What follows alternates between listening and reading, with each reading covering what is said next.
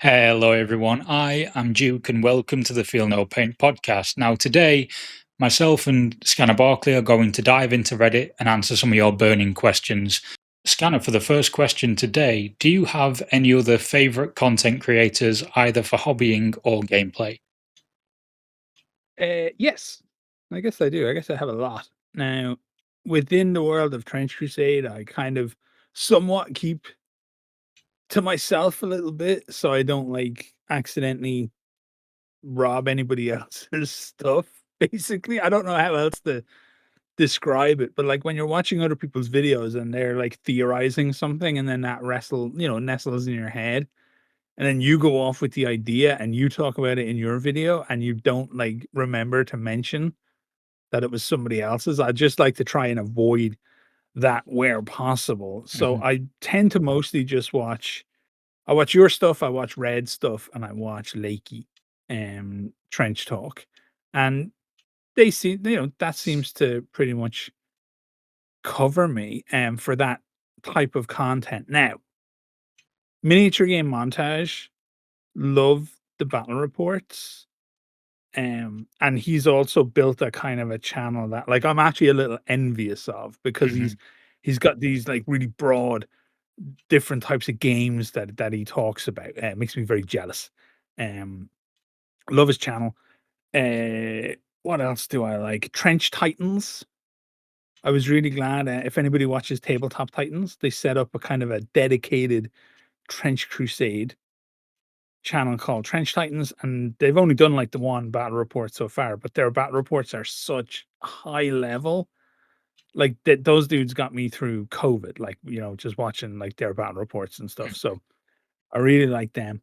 Um, a dude that I really like, MS Paints, Oh, runs yeah. a broad, broad interest channel, like incredibly high production values, really into like cinematography. And he has, if you watch nothing else on the dude's channel, he's got a Halloween series that is the most incredible shit you will see in the hobby space. Like, he's hands down, I would put him against anybody for sheer talent when it comes to video production, just leagues ahead. 52 Miniatures is a channel I really like, a kind of a chill, contemplative vibe to broad hobby stuff and just very enjoyable to watch. Once again, super high quality videos. Um, Jordan Sorcery does like dives into the old hobby, and he has a really good podcast Mhm. where he gets people on to talk about stuff. He'll have like game designers and things come on and just discuss what it's like to design games. Film Dag Miniatures does interviews with old school Games Workshop staff like John Blanche and Andy Chambers and Jervis Johnson, and he's getting like everybody because I'm pretty sure he lives in or around Nottingham, Mm. so he's close to everyone, and he gets them in and he gets them talking about the kind of, I don't like using the term golden age, but to me it was the golden age. So tough shit. I'm going to say golden age Yeah. of Games Workshop when Games Workshop was just absolute peak. And then two channels that once again deal with kind of close to second, third gen-ish, Mhm. 40K, uh, minisodes and miniscape. They kinda do a similar vibe. They just allow me to enjoy Games Workshop stuff from, like, the '90s, the early 2000s, and I love all those channels, like, and they they all do something different. They all feel very passionate. They all are, like, legitimately worth people subbing to. I would be shocked if anybody could sub to them and not have a good time. Yeah. I think, So, what about you? What's your list? I Please think, have a list. yeah, well, I do have a bit of one. I think you've covered quite a few of the ones that I would have said. I'll definitely second MS Paints. Did you see the it was a like a hobby painting box review he did a while ago, where he's just got people coming out and like shooting him, and there's Tony, the American like mobster puppet, comes out with a machine gun, I think. Yeah, Yeah. the cinematography around MS Paint's videos is madness, and if anybody hasn't seen them, I would recommend them going and watching. Adeptus Ridiculous are doing some decent Trench Crusade stuff at the minute, as are their spin-off podcast, Acceptable Losses. They're looking quite good at the moment for content that I'll watch quite regularly. In terms of actual Trench Crusade content creators, you've got Lakey from Trench Talk, like you said, Red Hoodie Productions. I'll watch a couple of his videos.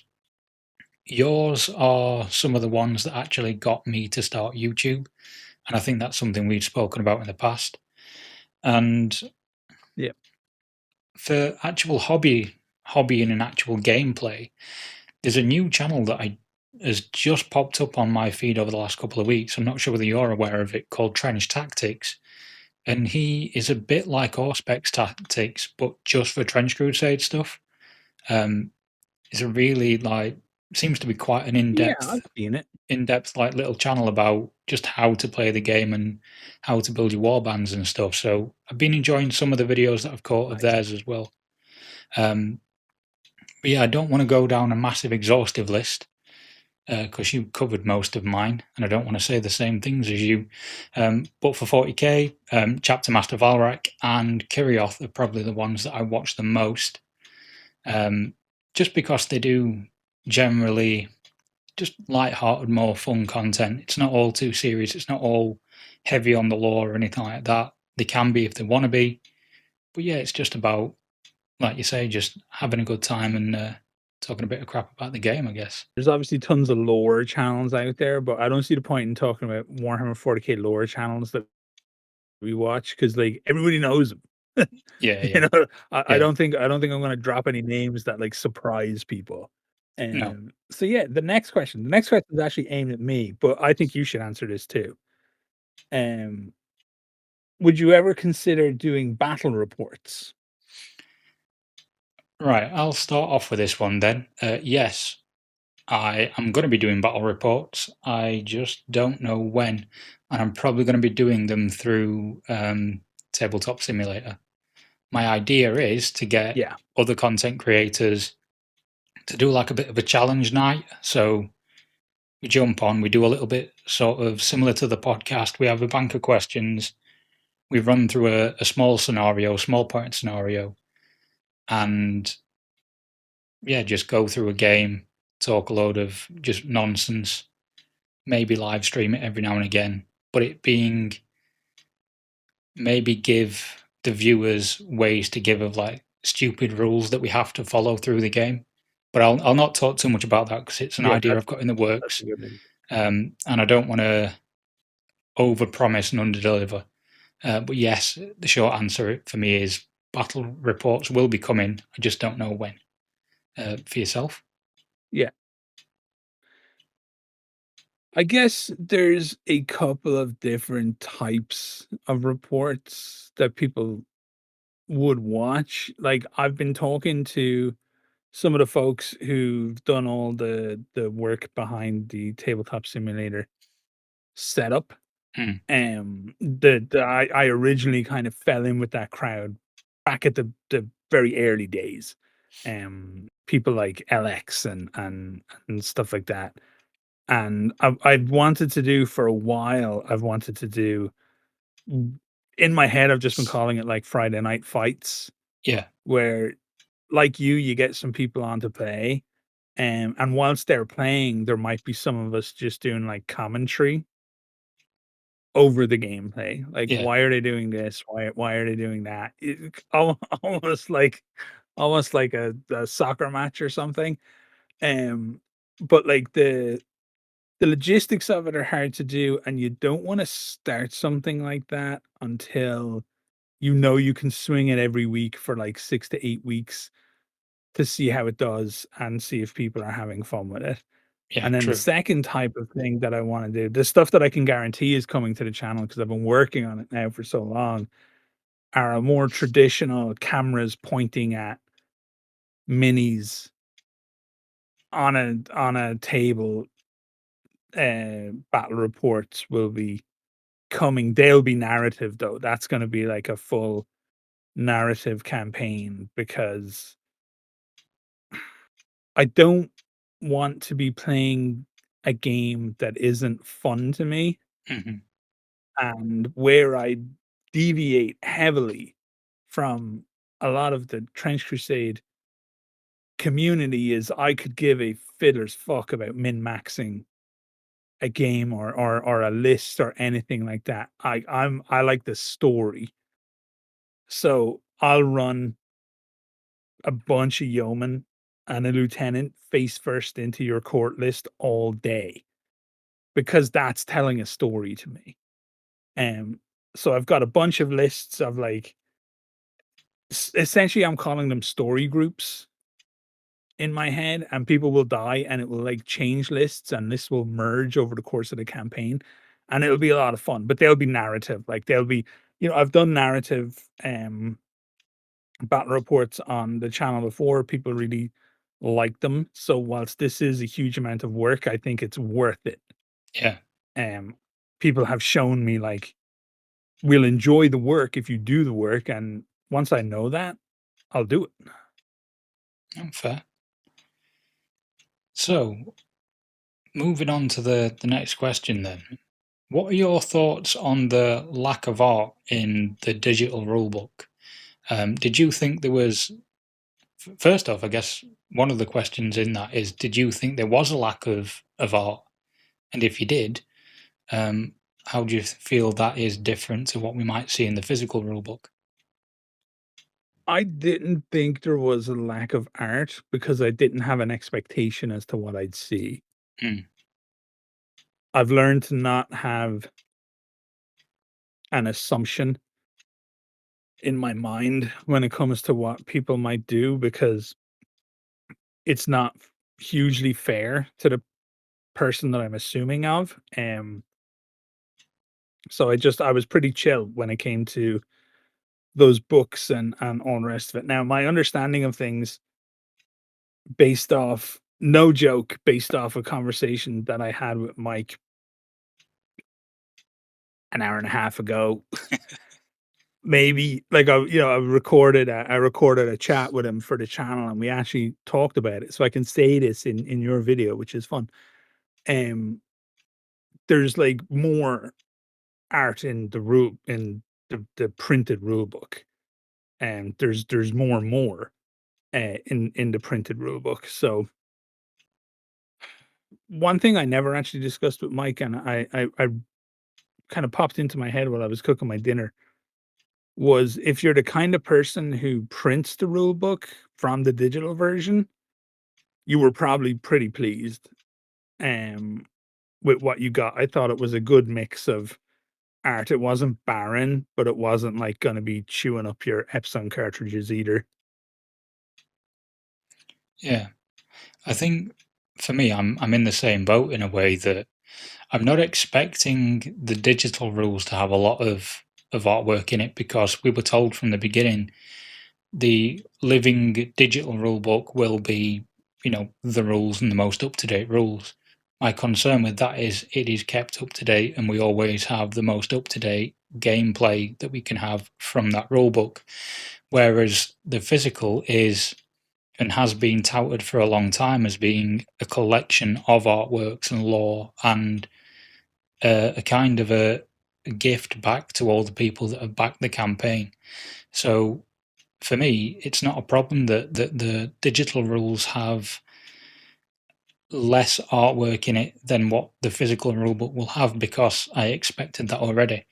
So yeah, not really an issue for me. Same as yourself. Yeah, I'm trying to be I'm trying to be relaxed on on as much of this stuff as I can be.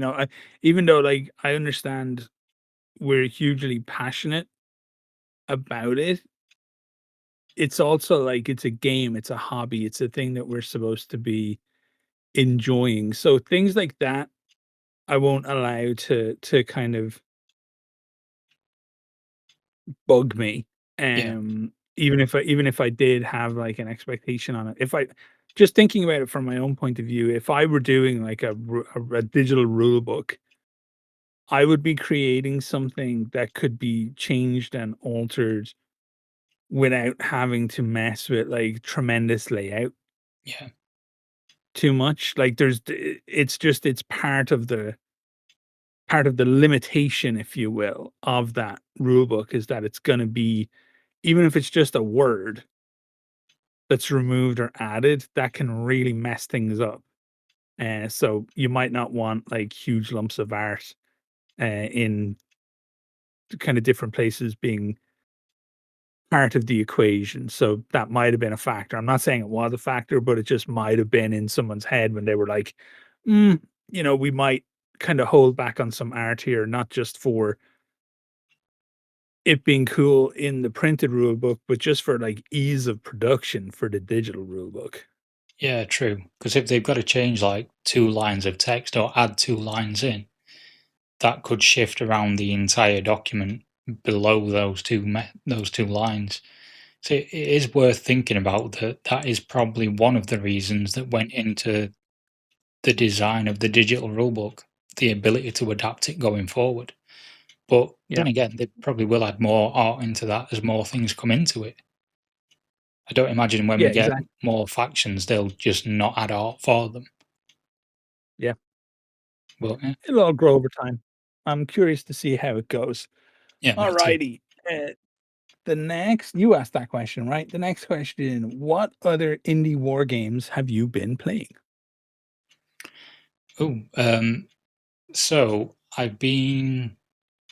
There's one that I can't talk about, um, and then the other one is 1490 Doom. I've been doing a little bit of stuff around that. I've been building a terrain board recently, and I'm hoping to start up a mini campaign of 1490 Doom at a local game store. So for me at the moment, I'm only playing that and Trench Crusade. So that was a pretty quick one for me to answer. What about yourself? Mm. I guarantee you, I won't do it on camera because that'd be rude, but I guarantee you I could guess the one that you're playing. This the secret one that you can't talk about. Well, I Um, think for we me, might both be involved in it, but go on. But yeah, yeah, we'll keep our secrets. 1492, I'm just like you. There's something really interesting and fun about that game, and I think a lot of it is I'm just deeply in love right now with small footprint games, yeah, and I think they've done it really well. They've kept that small footprint to that game. They've kept it quick, they've kept it dynamic and exciting, and they've made a game that you can, like, tell a story with in the moment, and if you're willing to, like, take some slaps for narrative, it's just one of the best games, going at the moment, so that's pretty cool. I'll always give a shout out to Relic Blade, mhm, which is just another like small footprint game that's just superb. And that's ridiculous because the guy who makes it, I'm pretty sure his name is Kevin Sutter. I often get that wrong. Does everything. Does the yeah, rules and the writing and the sculpting and the casting of the miniatures and like what a prick, man. I hate talented people. Um, and then there's another game called Arc World that I've gotten into recently. That's like this game is like super cool. It's kind of like if imagine if like Terry Pratchett made a made a little indie skirmish game mm, and it's got that kind of vibe to it. And it's just a family that makes it. Like everything in this company is done by either the guy or his wife or his parents. Like his dad like casts the minis and stuff. It's dope, like, I'm adoring the whole vibe, and that I is just got pretty into cool. that kind of yeah, I just got into that recently, so that's it.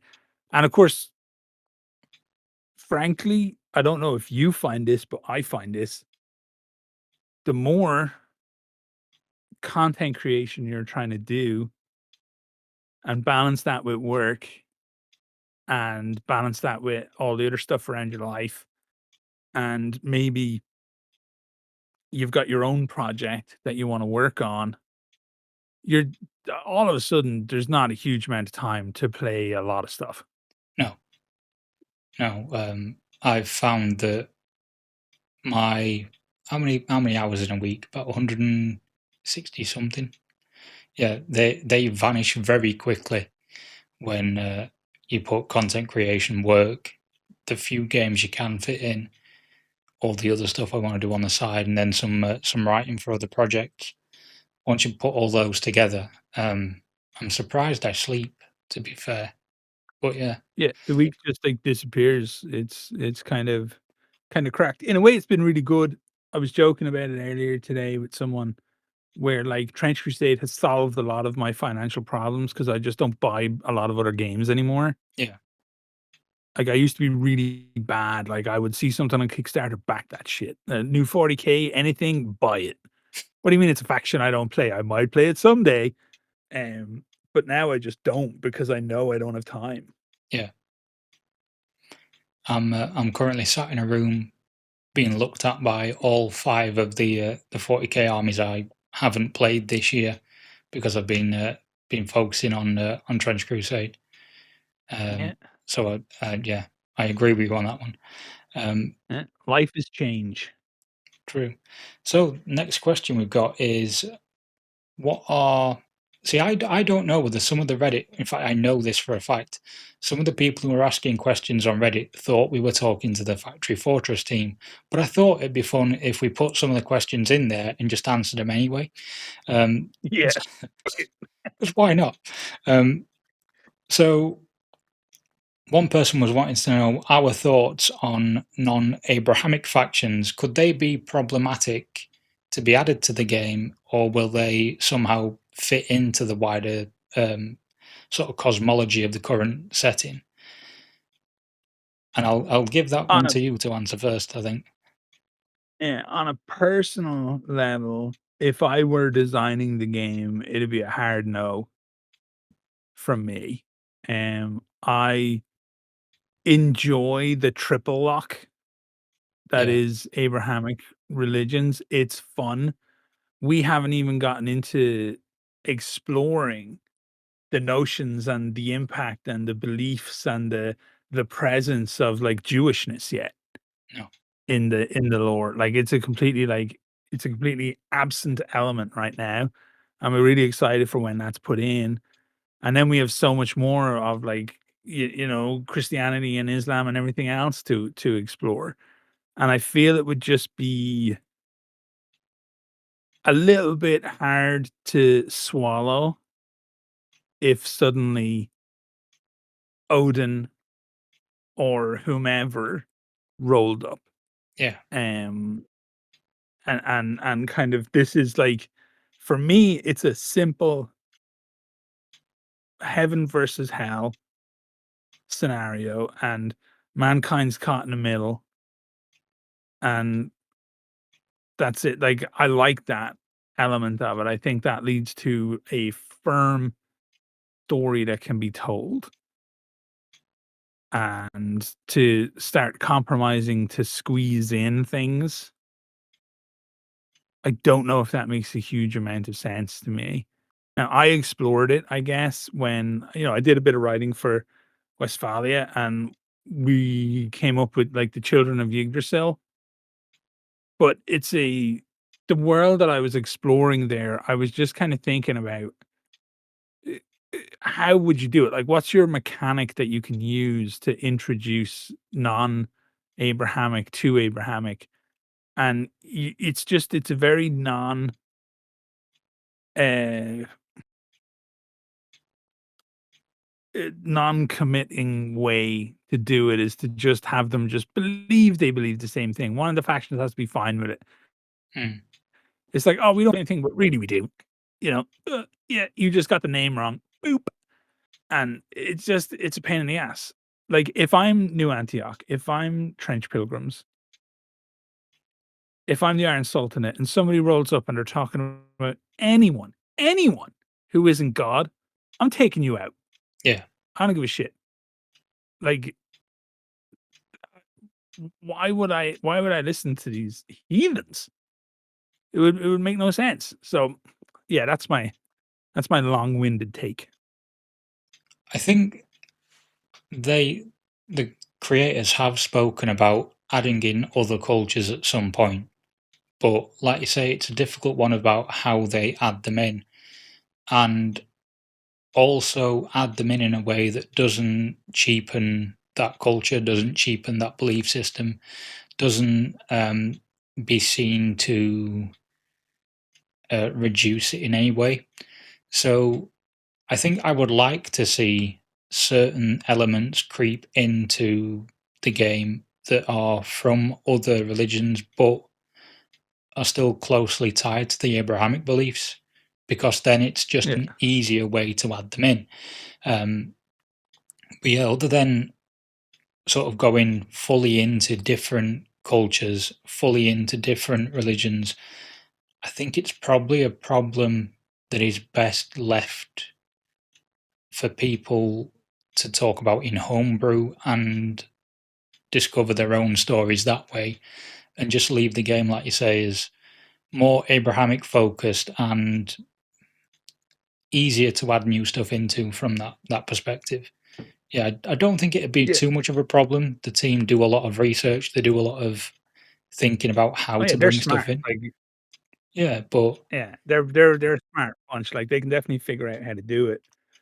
Um, I just don't know how I'll feel about it if it happens. yeah, I guess we all come to a moment where we think, is this moving into a thing that's no longer something I vibe with? And that, I'm not saying that would definitely be it, but it might be it for me. Um, like the whole what was that thing recently in 40K with the Grey Knights? I can never remember the name of oh, their the little Terminus rule. Decree. The The Terminus Decree Terminus was, Decree. That was, yeah, yeah, that was the bit for me that let me know I'll never return to 40K. I just don't know I why was they like, did it. what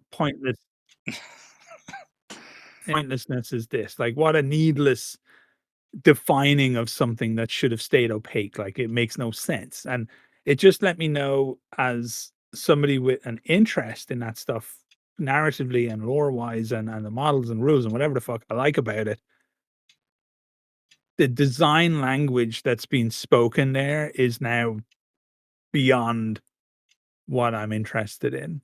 Yeah, So I don't even need to be casually interested in 40K anymore, which is good, I guess. particularly financially. Now you can spend it on more Yeah. Kickstarter stuff, which is cool. Y Yeah, I can just buy STLs all over the place for whatever cool shit the community's coming up with around Trench Crusade. Speaking of cool shit that the community is coming up with, it's not necessarily a community thing, but the Great Hunger is dropping. It's in like a day or two. It's like very very close, isn't This it? December 1st, I think, I thought it was end of November, but maybe? pretty much it's around the next week or so, I think, isn't it? So yeah, we can finally get our hands on that. Um, I'm really looking forward to printing those bad boys. yeah, Great Hunger is going to be my thing in the next campaign we run. But also, I'm looking forward to the law book, because I think there might be things in there that me and you already know about, but can't talk about at the minute. Nice. And we'll leave that one there and move on. So, Yeah. speaking of wish lists and stuff that we would like to see in the game, are there any sort of factions or characters that you'd like to see added into the game, either as a sub faction or just like a heroic character story being told? Oh, billions, you know? Yep. I was talking about this recently, and everybody's got, like, an element of their culture that would be cool, I think, in Trench Crusade, an element of their history or an element of local legend, or like everyone is going to have that no matter where they live or where they're from. There'll be something that will be uniquely interesting, Yeah. but the best people to do it will actually be them, because they'll understand it the best. They will represent it the best. It will make the most sense with their voice. So that's what I want to see. Like, it sounds kind of corny and non-committal, but what I want to see is the thing that inspires other people to be creative and to write their lore and their rules and to find somebody who maybe sculpts and they do their sculpts together and that's the stuff I want to see because so far that's the stuff that's really been intriguing to me. Not to like name names or throw shade or anything, but there's been people who have moved into the Trench Crusade space in a we make minis or whatever way, and it Mhm. hasn't necessarily worked. And then there's been community projects or like Daka Daka, their Torquemidas project, I loved. Mm. I loved it. It made so much sense to me in my head. Or the Cossacks recently, Jesus, those sculpts were incredible. Or the Byzantines, or you can really tell when people are into what they're doing and it touches off their real life. That's what I want to see because that shit is baller. Yeah, So I don't care what it is or what it's about. Just do it. Make it. Send it to me so I can do a video about it. fair. I think the only thing that I'd sort of tack on to the end of your answer to that, because I do agree with you and all that, that I do want to see people bring their own sort of flavour to the game, because it really is what the heart of the game is in many ways. There are a few characters I'd like to see pop up, but I don't want it to be like crammed full of historical people.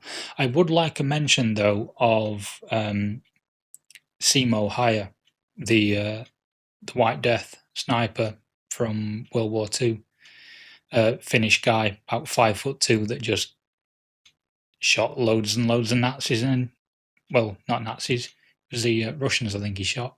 Anyway, Yeah, it was Russians. I think Simo would be an interesting addition to Trench Crusade because, particularly from Thomas's sort of background as well, being a Finn himself, I think he could do justice to it.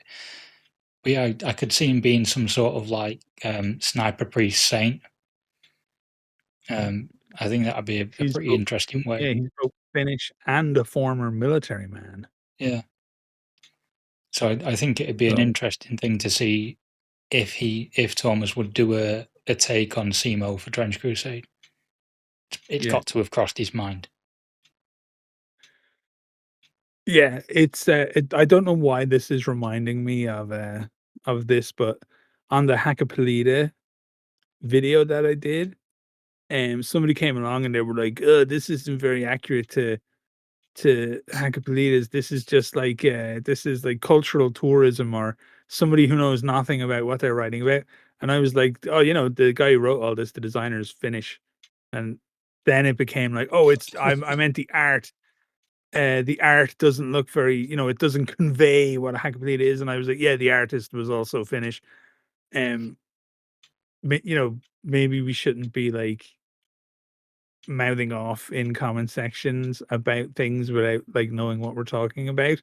So it would be super fun and interesting, I think, not only to see how Tomas might approach that, but also how, you know, YouTube and Reddit and everyone reacts Oh, to something like that. there's gonna be someone with a comment that is a bit of an L take, isn't there? But there always It's just is, as you say. yeah, it's just people take it so serious when it's a fun game. Yeah, yeah, true. Alrighty. Of the rumored unreleased major factions for the game, which are you most excited for from a gameplay or lore perspective? You can divide your answer between each unless it is the same for both. Thank you, question asker. That's a very polite question. It was, I thought, and I added it in, and I thought when I was adding it in, bugger, I can't get away with no comment, because I know one of the upcoming factions that's coming out soon. But so I won't no comment it. What I will say is, since the beginning of me getting into Trench Crusade, I've been waiting for what would have been at the time the Church of Metamorphosis, now the Temple, and that hasn't changed for me. I think they will be my main faction when they get onto the tabletop. I don't know what they'll be like in terms of gameplay. I don't know what they'll be like in terms of lore. I just like them aesthetically, and I can't wait to have them on the table. That's pretty much my my answer, really, I suppose. But yeah, from a gameplay point of view, I would see. I don't know what hasn't been covered yet that I would like to see, because I'm not a game designer. But yeah, I would like to see how the Temple play. I'm obviously interested in how the Path of the Beast play. I think they'll be very interesting. But yeah, most excited for the Temple to get them on the tabletop. Yeah, for me, Temple right up there at the top. I think lore-wise, they are that answer to the initial question, like the earlier question, I should say, of non-Abrahamic factions. I think they can flirt with it there. Yeah. You know, they can do eldritchness or out of the bounds of creation, or another weird god. Maybe God has a, like, why would my brain even go there? Maybe God has like a, you know, that kind of two twins develop in the womb and then one absorbs the other Yeah. kind of a thing. Like maybe that's the origin of whatever it is. And it's not like full blown divinity, but it's a weird afterbirthal Yahweh or something. I don't know. Right. Like they can basically, what I'm saying is they can get pretty crazy Yeah, they with can. that shit. And I wanna see how crazy they go. I wanna see, do they just completely take the brakes off and go batshit? How do they work it in? Like, I love the transparency of things. I love having the vision occasionally of what it is that's occurring and why. Um, I'm learning so much about, like, how games are designed and how the artistry of games is done. You know, math is math. Like, probability is probability. That stuff's not a shock to me when stuff is balanced or rebalanced or something. No. My brain goes, "Yeah, that makes complete sense." Like, they were absolutely dominating or whatever. But when it comes to how you squeeze wannabe space age lobster people into a fucking game like this, I don't know, and I just wanna see how they do it. So, yeah, that's it for me. I'm just mega interested in seeing how they answer that question, because the temple are the biggest question to me. And then gameplay wise, Path of the Beast. Tomas, don't be mad at me, but don't be a wuss, man. Just make that shit melee only, bark, bark, bite, bite, no guns. I mean, they're definitely gonna have guns. They will have their little cultists and stuff. I get it. I understand. But man, I just want like world leaders in frickin' French Crusade. See, I made a video a while ago where I went over what I thought was coming for Path and Temple, and I'd be interested to do those again when they come out and just go, I was bang on the money, or I was way off, or what's more likely is I was somewhere in the middle. But I did say in that I think that the Path will be one of the only melee orientated factions, and I do agree with you. Like, they might have like some flintlocks and some really crap ranged weapons, but this should basically be all melee, I think. That's what I think would be that's what would be intriguing from somebody who doesn't have to balance that shit. Yeah. You know, like, I'm aware that my desire to see an all melee faction in Trench Crusade stems from the fact that I don't have to listen to anybody else when it exists, and I don't have to balance it for release. Like, I'm just blissfully ignorant of all the stuff that the design team has to actually go through, so they can suffer for my curiosity, but I don't know if you could do it in a game like Trench Crusade. Like, being able to be, like, kited off. How do you stop being kited off? Like, dashes and infiltrate, Mm. skirmish, stuff like that. Do you like, can you give those to Mega? Imagine a werewolf assault beast with infiltrate and skirmish. Well, that's the Grigori Gula, isn't it? That has infiltrate, Yeah, that's true, and actually. you can't kill it. Do you know how hard they are to Yeah. kill on the tabletop? That's why I I'm was gonna playing say, them. talking about overpowered, It's not overpowered. and it's pretty overpowered. It's close. Yeah, it's fine. It's not like early Praetor. Mm. That was a terrifying thing. Um, but yeah, like, there's a lot of questions for them to answer on how they might implement a melee only, but I don't think they will. I think it would accessibility in a good sense is a key driver, I think, for a lot of the design in Trench Crusade. I'm not sure if they want to create a list that shuts out people hard. I think they want people to be able to have a choice to play or to not play something because it's interesting or not interesting, as opposed to just a hard lock. I don't do melee only. I don't enjoy that. I'm never going to play this faction. I Mm. don't know if that's what they're going for, if that makes sense. I think they want people to, like, you can do a melee only if you want to. You can do it in any of the factions right now. Build a melee only list, run it across the table, have your fun, enjoy dying.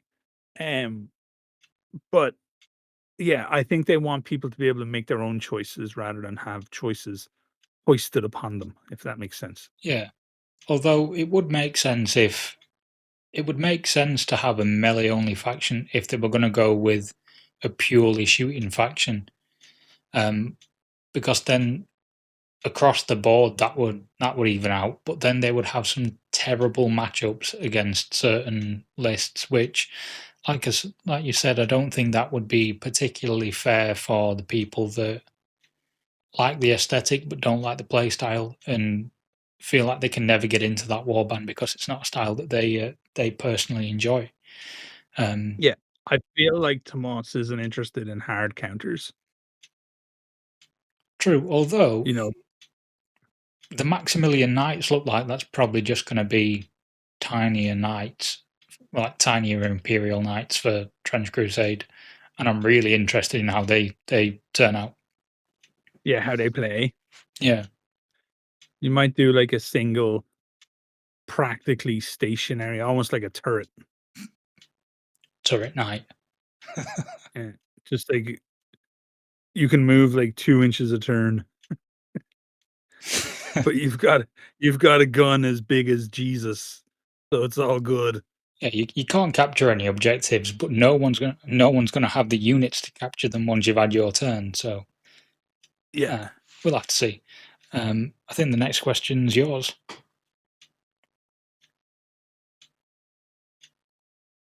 But what single unit drew you in most when first hearing of Trench Crusade?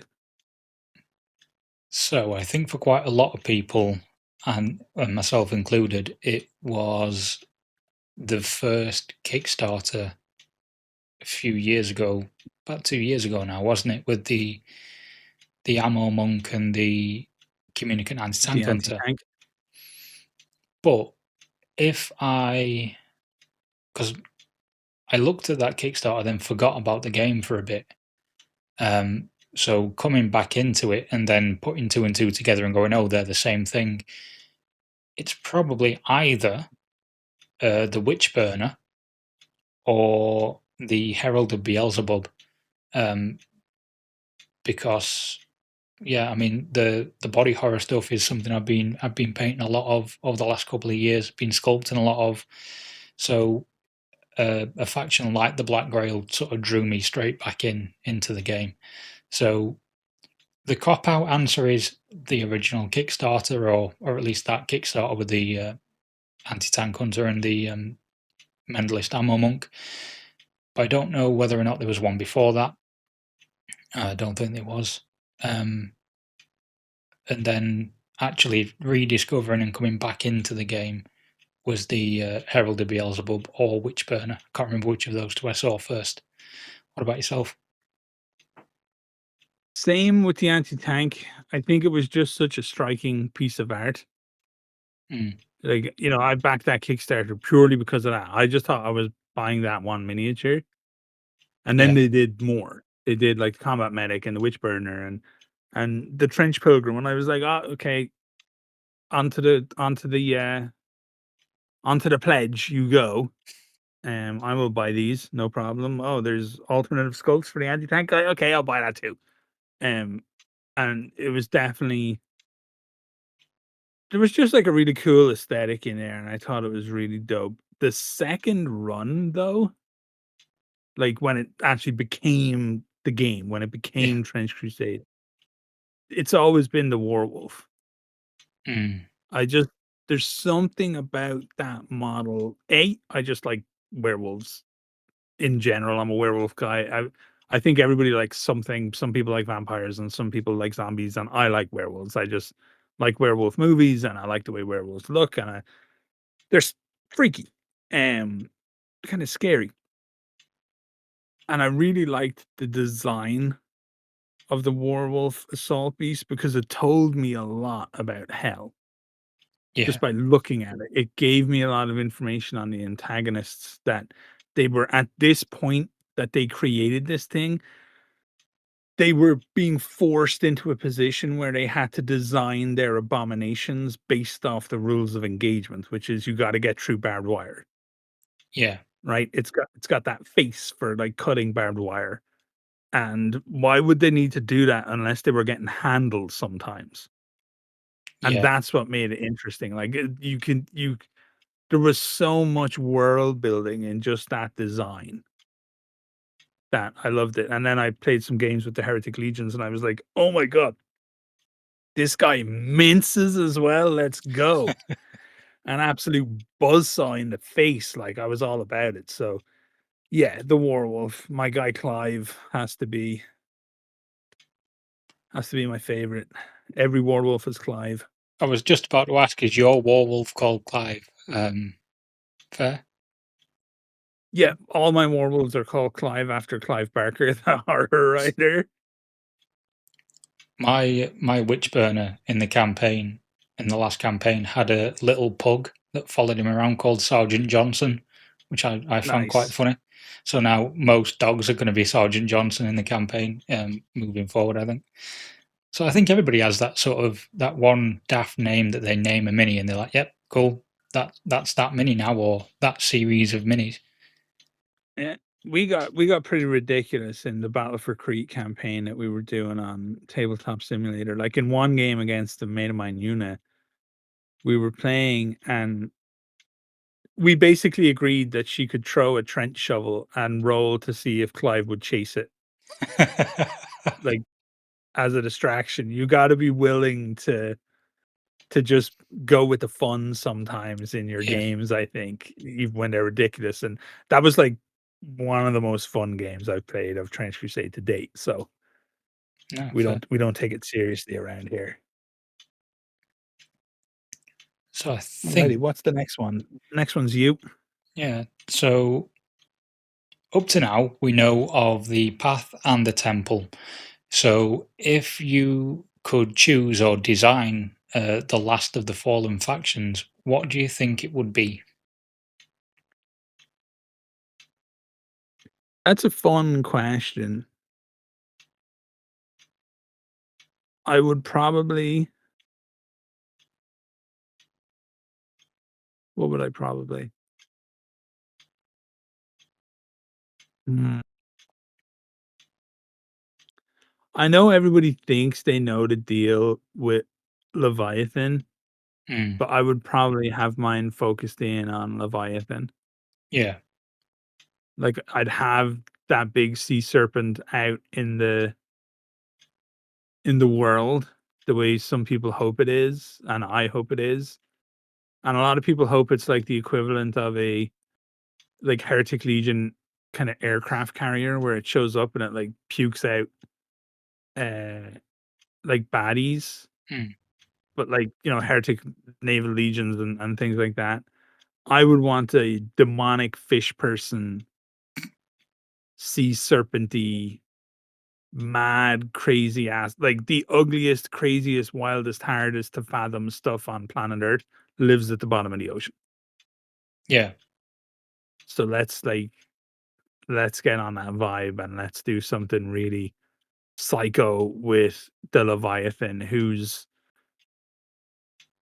it's not like a politically driven thing. It's literally just a creature and Mm, it's trying to find places to eat. It's trying to find places to lay its weird demon eggs. It's living its life rather than being driven by some like political bent within hell. That would be, I think, like super cool to me.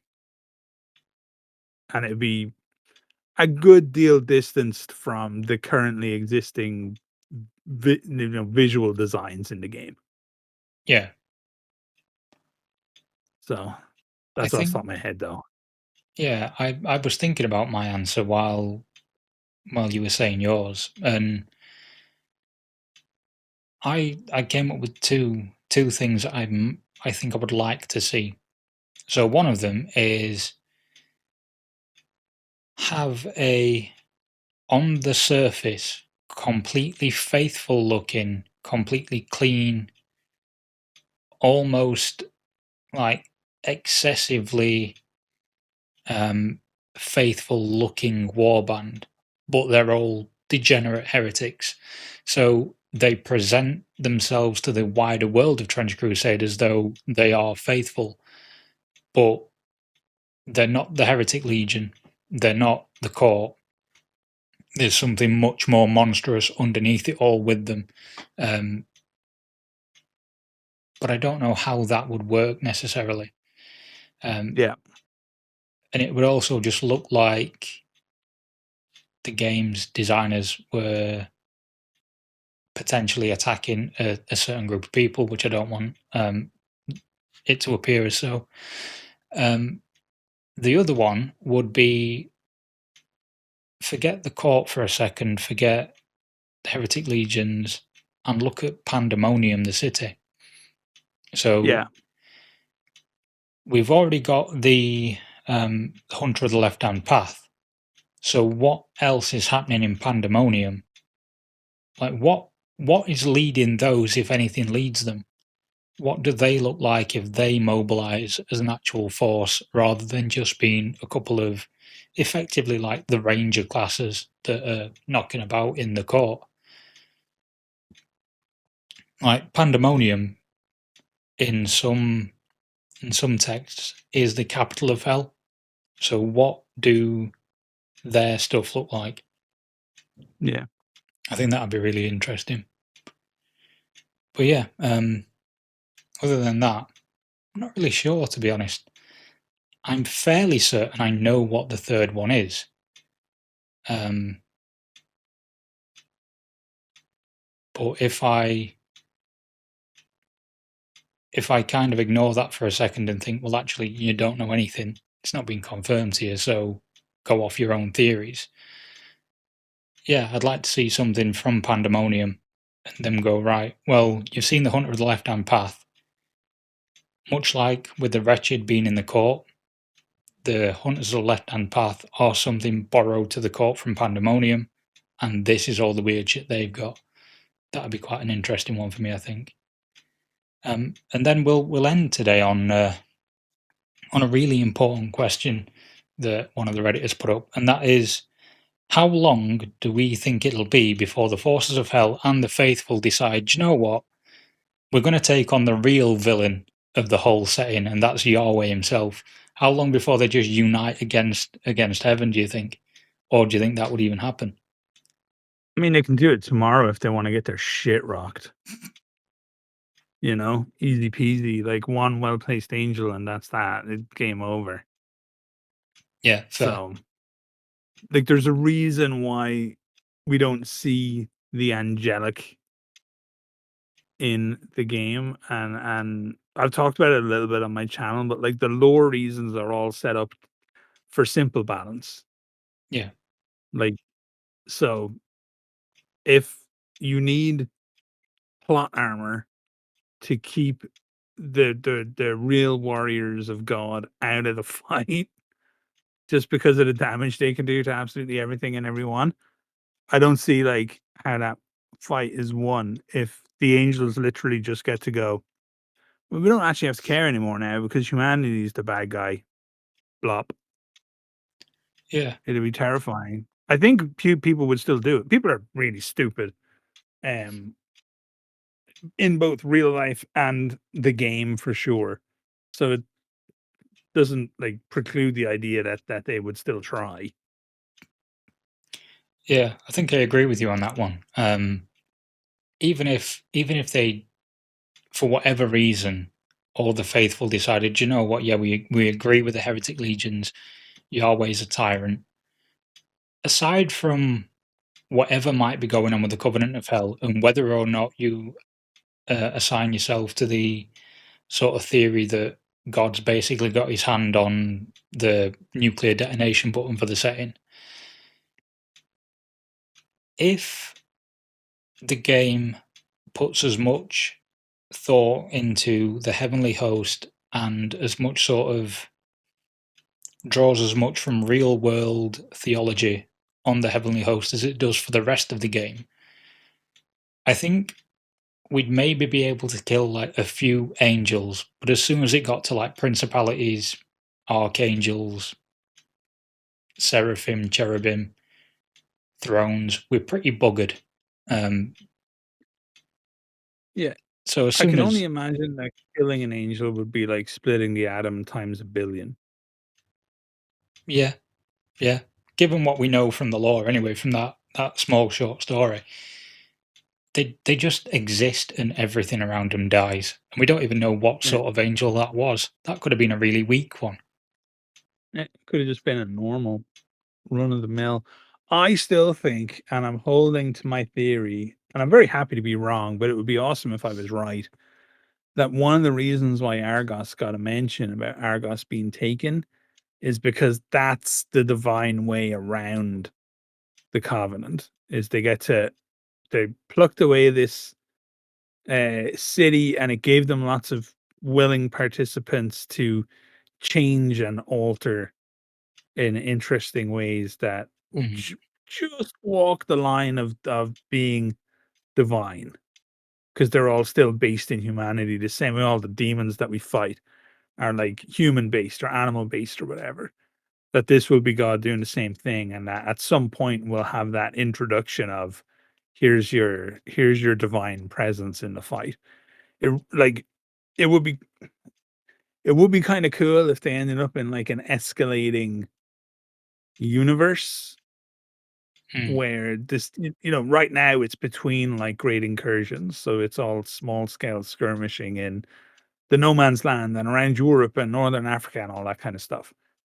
But if it was to imagine, just imagine a world where the story of Trench Crusade spends the next 5 or 6 years ramping up to this great incursion, and boom, it's great incursion time, and that means that a bigger scale game now exists within the world of Trench Crusade. We're now playing with armies. mm. You know, that's when they introduced like the army scale game.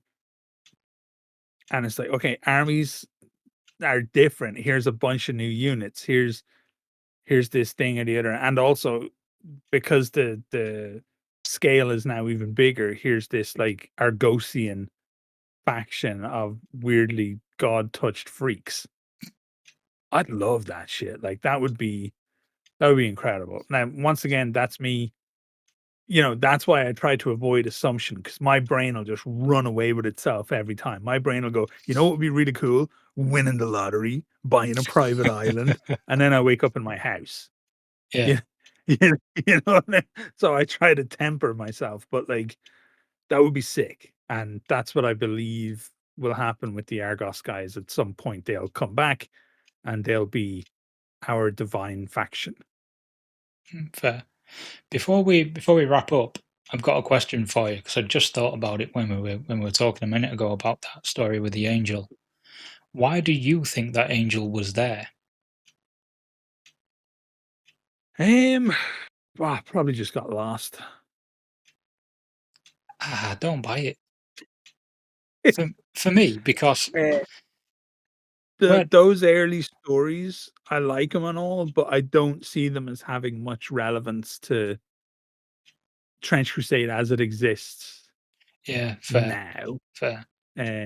They were long before anything. That was literally just like a really good writer that Mike knew, brought in to do some stories when Mike himself wasn't even sure kind of what all this would mean or where it would go or anything like that. So what was the angel doing there? People always get mad at me when I give this answer, but I always think it's the most honest answer to give. I think he was there for the plot. Yeah, true. It was there to show you what angels can do and then never talk about it again, in some respects. Yeah, exactly. I've got a theory that whatever he was there for is stuck under the synod, making weird noises through those doors, but we'll see. Say hello, Kirby Cat. Oh, your cat's joined us. Hello. This is our new. It started out as a foster, but has become an adopt. Fair. Because she's a little cutie bug.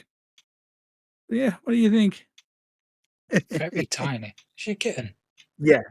We found her like in a car park. She was in the engine of a car. And I just saw like her little legs go up into the car engine. And I was like, shit, I think there's a kitten over there. And it took us about half an hour to get her out of the engine. And brought her home, took her to the vet. The vet was like, this cat's like 5 weeks old when we found her. So she's maybe 9 to 10 weeks now. So just a tiny little thing. Just finding kittens in cranky. car engines like you do, I guess. Yeah, I was kind of on the like. This is gonna sound weird, but I got the feeling I was gonna find a cat. Like I'd had a couple of dreams about finding a cat and Yeah. stuff in the run up to it. So I think I was like, it's just kind of coming into that time of year where people think they want a cat and don't. Yeah. So I think I'm just always on the lookout at this time of year. Yeah, And like she's trying to eat my fingers. unwanted pets for Christmas, that sort of thing, or breeders letting them go because they're not going to sell them or whatever, or they just escape. And and this little thing is definitely like would have been the runt of any litter. So I think she was just like abandoned because somebody figured, right, we're not going to be able to sell her for Christmas. So, well, but now you live with us, dummy. Now you've got a cat. So, well, another cat. Yeah, you've already got 4 in total now. 4. I thought you only had 1. 4 now. Fair. Yeah. Say hello. All right, it's become the cat cast at this point. So yeah, right. We'll probably we did this last time. We went off on random tangents, and I did joke that we should probably name the podcast Tangent Land whenever you're on. Yeah, I'm bad at it, man. I'm bad at it. It's all right. It's no worries. To be fair, I think a lot of people enjoy that content more. Anyway, we'll stop rambling. We'll wrap up there and jump off. Thank you to everyone for bringing in your questions. Thank you to all the Reddit. Thank you for your patience in waiting for this episode being put out. And hopefully we'll see more of Scanner's cat in future episodes. And let us know what you think of our answers and tell us how wrong we are, I guess. Right. Anyway. Exactly. See you all later. Bye.